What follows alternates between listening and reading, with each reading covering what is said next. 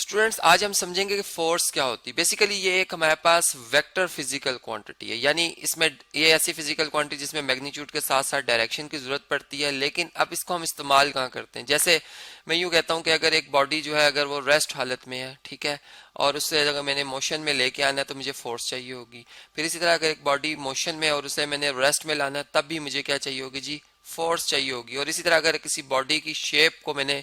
फर्ज करें अगर चेंज करना है, यानी उसमें एक डिस्टॉर्शन लेके आनी है, तो वो भी जो है वो फोर्स की वजह से ही होता है। तो यहाँ से हमें पता चला कि फोर्स एक ऐसी एजेंट है, ऐसी वेक्टर क्वांटिटी है जिसको कि हम चलें अगर एफ से जाहिर करें तो इसके ऊपर हमें एरो भी शो करना होता है, जिसके लिए हमें यानी ये हमारे किस काम आती है कि ये किसी बॉडी की करेक्टरिस्टिक को चेंज करने में हमारी काम आती है। यानी जैसे मैं एक बात करता हूँ, एक फुटबॉल है जो रेस्ट हालत में है, ठीक है, या एक बॉल है जो रेस्ट हालत में, अब मैं इसे अपने पाँव से किक लगाता हूँ तो ये बॉल जो है आगे की तरफ मूव करती है। और अगर मैं इस पे किक नहीं लगाता, एक फोर्स ना अप्लाई करता, तो ये अपनी जगह पर इसी तरह रेस्ट में रहती। यानी यहाँ पर फोर्स ने क्या किया जी कि फोर्स ने एक मोशन क्रिएट किया। अब फोर्स जो है जैसे मैंने कहा कि एक फिजिकल क्वांटिटी, इसकी जो मेजरमेंट है, इसकी जो कह सकते हैं मैग्नीट्यूड है, वो न्यूटन्स, यानी उसके साथ जो यूनिट हम लिखेंगे मैग्नीट्यूड के साथ, वो न्यूटन्स में इसको मेजर किया जाता है, जो कि साइंटिस्ट न्यूटन के नाम से ही है। फिर इसी तरह अगर एक बॉल फर्ज करें मूव होता हुआ हमारी तरफ आ रहा है और हमने इसको रोकना है, तो हम अपने हाथ से या अपने पाँव से ही एक फुटबॉल को, जैसे चले मैं बात करता हूँ, तो हम इसे स्टॉप कर लेंगे। यानी तब भी हमें एक फोर्स लगानी पड़ेगी और ये बॉल जो है वापस रुक जाएगा। अदरवाइज अगर हम फोर्स नहीं लगाएंगे तो ये बॉल नहीं रुकेगा। फिर इसी तरह से अगर डिस्टॉर्शन की मैं बात करूं तो मैं एक टिन ले लेता हूं जी। एक आपने देखा होगा एक जो अक्सर जो ड्रिंक्स के एक बने होते हैं टिन, ठीक है, बहुत ही लाइट से होते हैं। अगर हम उनको अपने हाथ से जोर से प्रेस करें तो उनकी आप देखेंगे शेप जो है वो चेंज हो जाती है। यानी हमने देखा कि फोर्स हमने अपने हाथ से लगाई और वो टिन जो है वो इस तरह से, यानी अगर हम इसको फोर्स लगाने के बाद देखें तो कुछ उसकी शेप ऐसी बनी होगी। तो ये भी इस फोर्स की वजह से है कि हमने उसकी शेप चेंज कर दी। या इसी तरह अगर हम एक स्प्रिंग ले लेते हैं और इस स्प्रिंग को अगर हम देखते हैं इस वक्त, तो इसके टर्न्स जो है वो बहुत करीब करीब है एक दूसरे के। यानी ये इस वक्त अपनी हम कह सकते हैं नॉर्मल हालत में। और अब अगर मैं इस पर फोर्स लगाता हूँ, यानी अपने हाथ से एक राइट साइड पे इसके इस एंड को खींचता हूँ, और या लेफ्ट साइड पे, यहाँ पर मैं राइट साइड पे खींच रहा हूँ, ठीक है, और यहाँ पे मैं लेफ्ट साइड पे खींच रहा हूँ, तो ये जो ये जो स्प्रिंग है ये कुछ इस तरह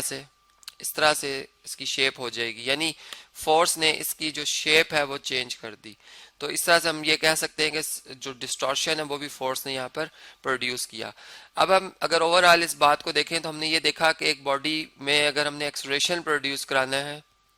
यानी उसकी एक स्पीड है, एक स्पीड से वो मूव कर रही थी, लेकिन अगर मैं इस पर और ज़्यादा फोर्स लगाता हूँ तो इसकी स्पीड में और इजाफा होगा, ये और ज़्यादा इजाफा होगा, यानी इसकी वेलोसिटी इंक्रीज करेगी। इसमें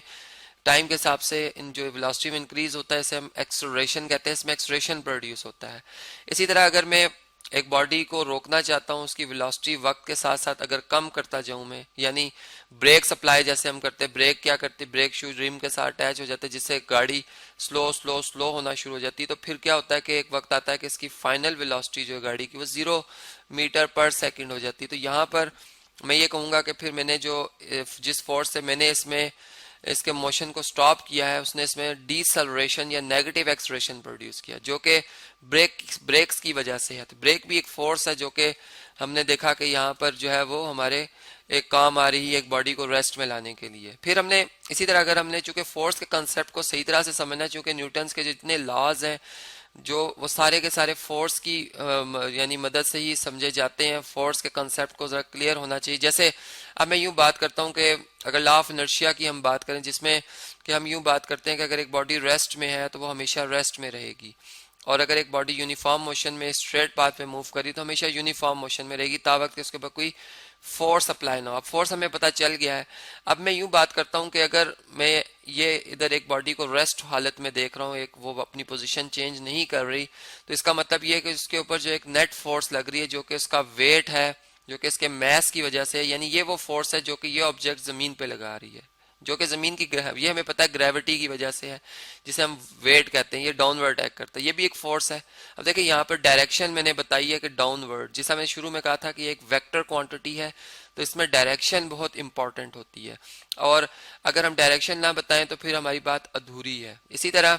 अब अगर मैं यूं बात करूं कि यही जो फोर्स जमीन भी चूंकि रिएक्शन पे उतनी ही फोर्स लगा रही है,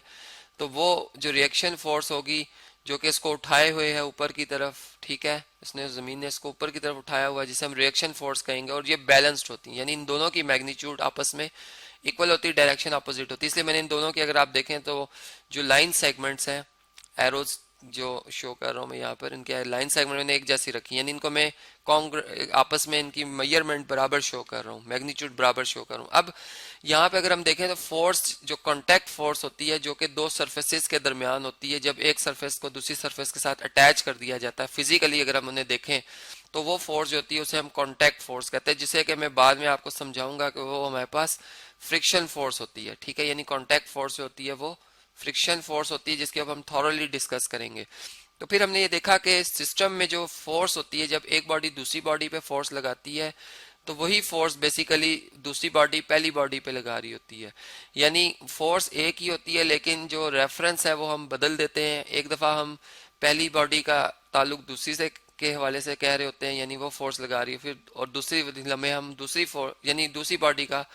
ताल्लुक फर्स्ट से कह देते हैं कि ये दूसरी बॉडी फर्स्ट बॉडी पे फोर्स लगा रही है। तो इस तरह से हमने देखा कि जो फोर्स है हमारे पास वो किसी बॉडी के मोशन में एक्सलरेशन भी प्रोड्यूस कराती है, डिसलरेशन भी प्रोड्यूस कराती है, उसकी शेप भी चेंज करती है, और इसी तरह से कांटेक्ट फोर्स भी एक वो फोर्स होती है जो कि जब भी दो बॉडीज इन कांटेक्ट होती हैं वो हमेशा उनमें वो फोर्स पाई जाती है, हमेशा रहती है।